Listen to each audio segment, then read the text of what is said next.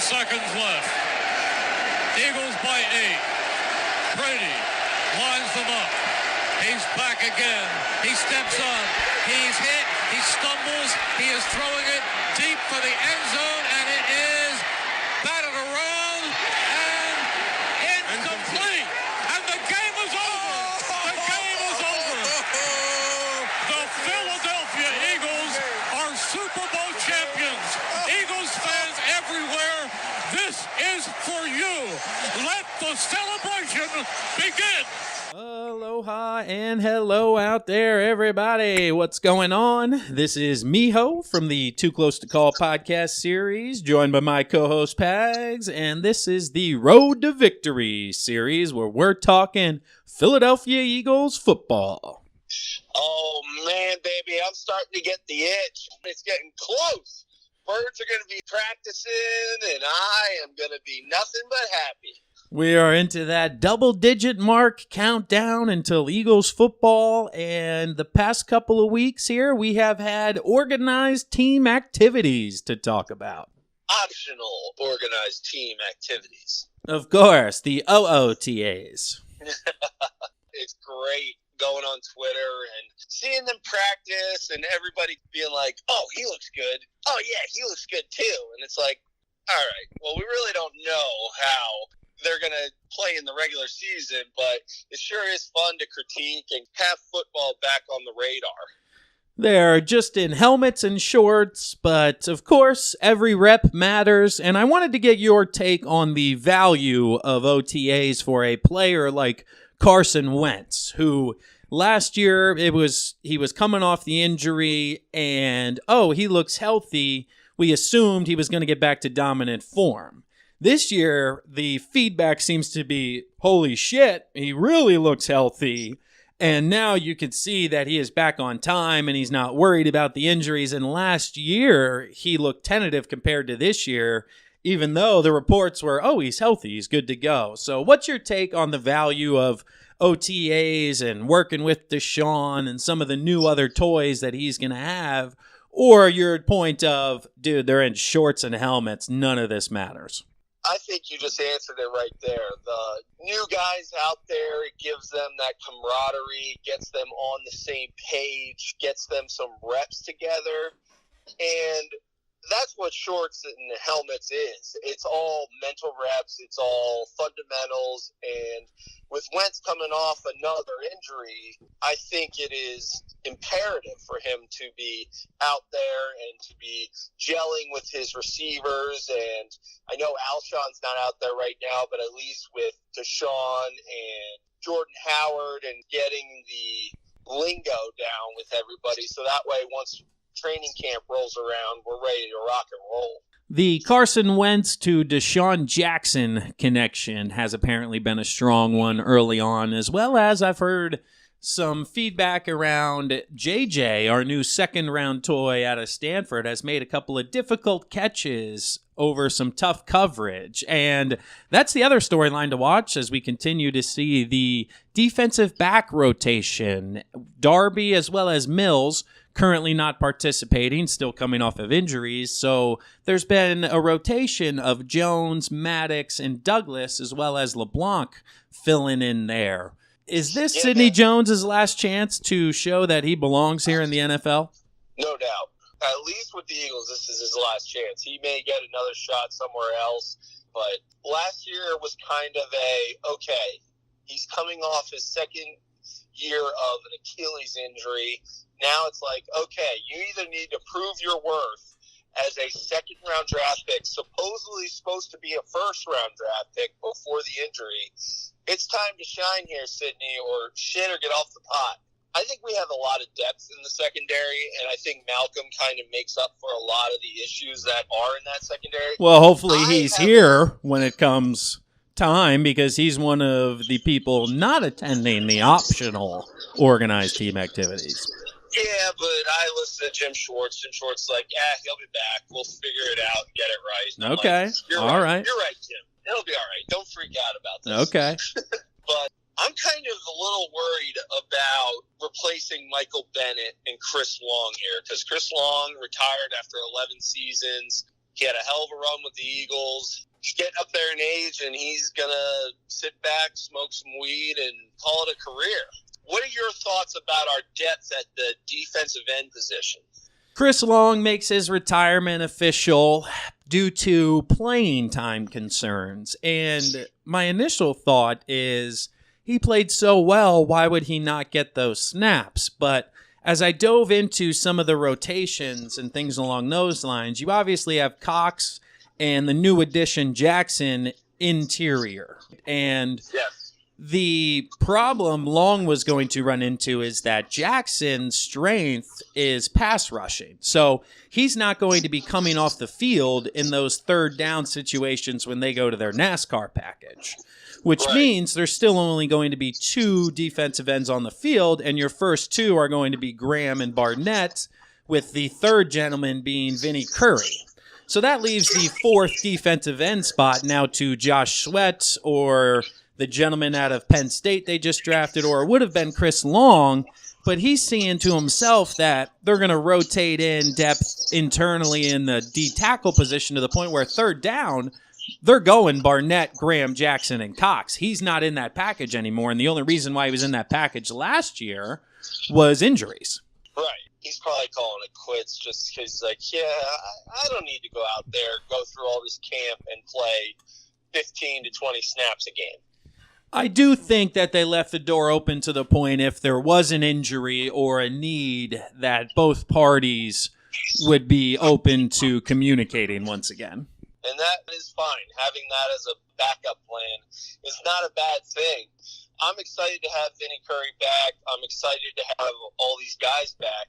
But I just watched Michael Bennett last year, and he was just such a difference maker in so many of these games, and it just makes me a little nervous about some of the productivity that we're going to lose with not having Bennett on the field. We shall see. Hopefully Barnett can fill some of that. Jackson will obviously be a big component of it, but the last storyline everyone's kind of following is on the opposite side of the ball, on the offensive line as well. We have Big V. He is currently working only at guard thus far at OTAs, and they're leaving last year's pick Pryor as well as Mailata cross-training on the outside. We touched on it earlier. That may be Big V's only way to making the squad. What are your thoughts on what they've done offensively with the Big Uglies? If Big V can play guard, that's great. That is a tough transition. I know it doesn't sound tough, but every position is just completely different on the offensive line. You have different rules, different responsibilities. I just don't know how I could see Big V pulling, because the Eagles do get their guards and centers out in space, and I don't know how Big V can transition to that.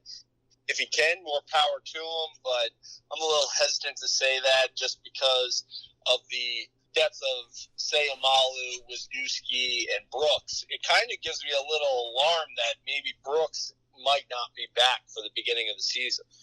Well, his rehab seems to be going well. I don't know what the timetable is on it, but he tweeted out a picture of him jogging the other day, so he's making strides. But I do think that is a concern, as well as if Samalu doesn't play well, you have Wisniewski, but eventually Samalu's probably going to move to that center spot to where that the future at left guard has not been determined. And with Dillard outside and Mailata and his athletic ability, I think they just see Big V as, hey, this is basically moving from the starting rotation to the bullpen because this is where we need you now and where the opportunity lies for you.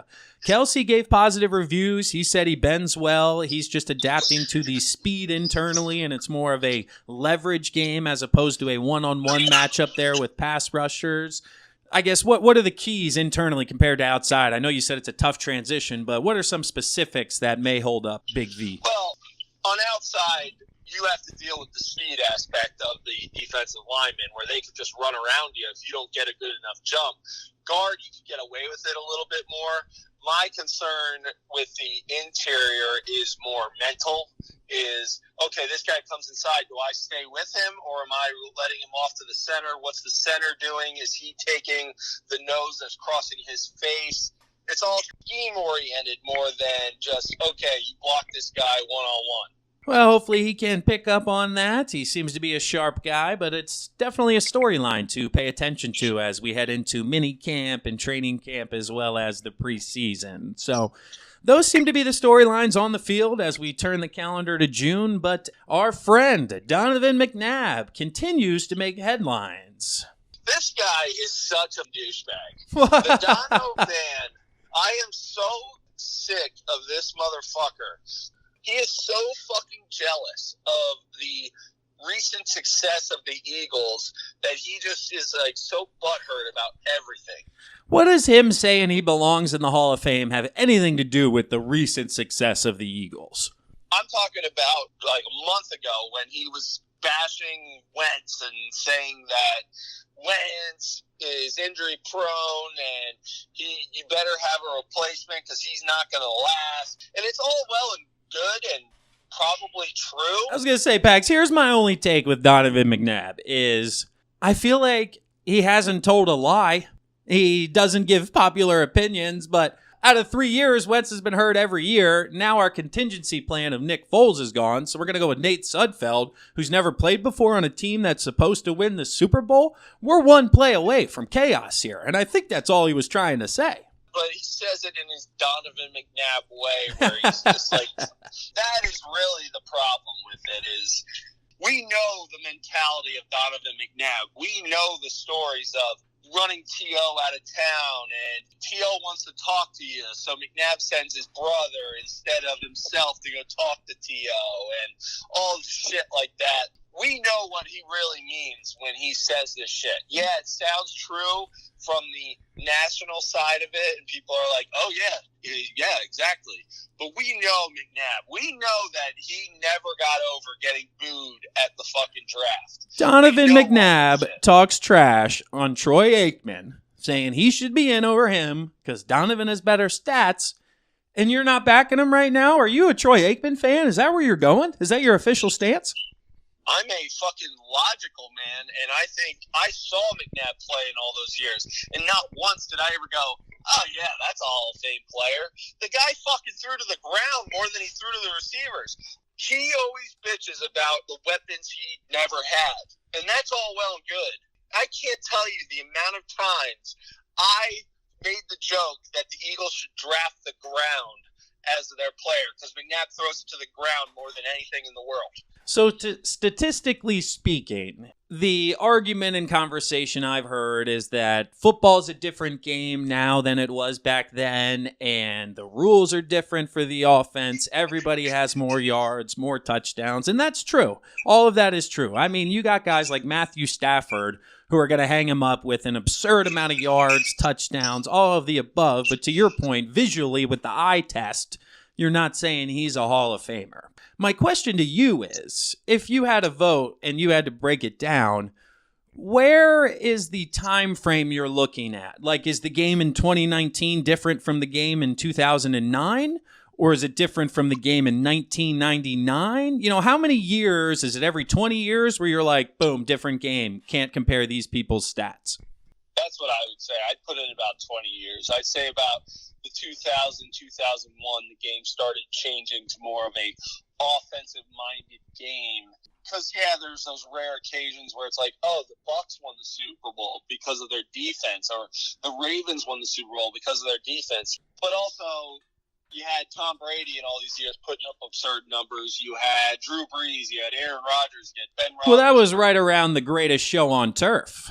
Kurt Warner's in the Hall of Fame because he won a Super Bowl, and he took another team to a Super Bowl because he put up ridiculous numbers. But he didn't have the longevity, so he popped into my head. I'm like, should he be in the Hall of Fame? And then I'm like, yeah, he did that, yeah, he did that. And just watching him, you could see he was putting the ball on the money. So it truly is that the eye test overrules just what the scorecard tells you on the back of his playing card. Right, and McNabb can also jump on the back of, well, Dan Marino never won a Super Bowl, so why is he in and not me? And it's like, Dan Marino is the best quarterback in football during his time. So, yes, he's a Hall of Famer. McNabb, I don't think, was ever a top 5 quarterback in the NFL. That's another argument if you're not one of the top couple at your position. But I would argue he was early in his career when he was 2003 and 4 running all around before he really evolved into a strictly pocket passer, which you pointed out was not his strength. Those years, man, were so fun to watch, running for 1,000 yards, juking people all over the place. So he had his moments, and when he had one receiver for 1 year, he put up Hall of Fame numbers. So at the end of the day, I agree with you. I do not believe Donovan McNabb deserves to be in the Hall of Fame. He was a really good, not great quarterback. However, I guess my initial reactions and thoughts were, I have no problem with what he's saying. Obviously, if I'm Donovan McNabb, I'm going to look at people who were in the Hall who weren't statistically as good as me and point that out. You're not going to point out people like Marino or others who, yeah, he's definitely a Hall of Famer. You say, well, I'm better than him, so how the hell's he in? And then other variables and situations play a factor. But if you're advocating for yourself, why the fuck not take a shot? I think he deserved having his number retired from the Eagles. He deserved being up in the Raptors, no matter how bad his speech was at the Hall of Fame induction. But that's it, though. I think he was the greatest quarterback in Eagles history for now. Until Nicky Foles. Until Big Dick Nick came along. But you know what would be really hilarious? If Mike Vick got into the Hall of Fame and McNabb did it. And I would love to see McNabb just freak out. Now, yeah. I don't think Vick belongs in there, but that would be so funny. There's going to be a couple of names that pop up in the near future where you're going, maybe like Matt Ryan, Hall of Famer? I mean, he was an NFL MVP. He arguably should have won his Super Bowl. Right? I think he's right in that category, man. Yeah, it's going to be interesting, man. I mean, you have the guarantees like Roethlisberger, Manning.